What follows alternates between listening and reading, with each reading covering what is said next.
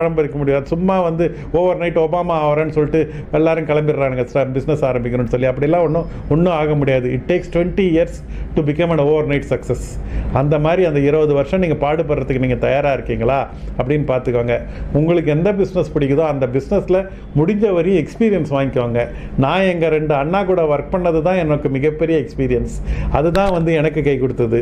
எங்கள் ஊர் ரங்கநாதனுக்கு வந்து டாக்டர் ராஜ்குமாரோட ஒர்க் பண்ணது தான் அவரோட எக்ஸ்பீரியன்ஸு. இந்த மாதிரியான நிறைய பேர் எக்ஸ்பீரியன்ஸில் நம்ம கற்றுக்கலாம்.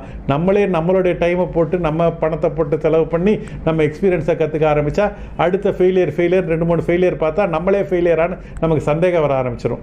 அந்த ஃபெயிலியரோட பர்சன்டேஜ் குறைக்கணும்னா கொஞ்சம் எக்ஸ்பீரியன்ஸ் எடுத்து அதுக்கப்புறம் அதை வச்சு நீங்கள் பிஸ்னஸ் ஆரம்பிங்கன்றது தான் நான் சொல்கிற கருத்து. Formal education will make you survive in life. Continuous education will make you fortune. If you want to earn more learn more. இந்த ஒரு லைனாக எடுத்திங்கன்னா உங்கள் லைஃப் வந்து முடிஞ்சிடும். அதாவது எனக்கு